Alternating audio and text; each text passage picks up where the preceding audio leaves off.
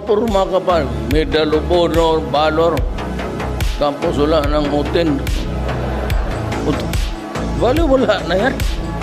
Sabi ko, palagay kayo ng 2 holster. Lakad-lakad kayo sa kampo, puta yan. Walang lalaban sa'yo. Ayun na, 2 yung baril mo. Akin, 1 lang eh.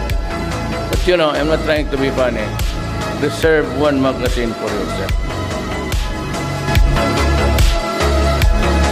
Do not be afraid to die.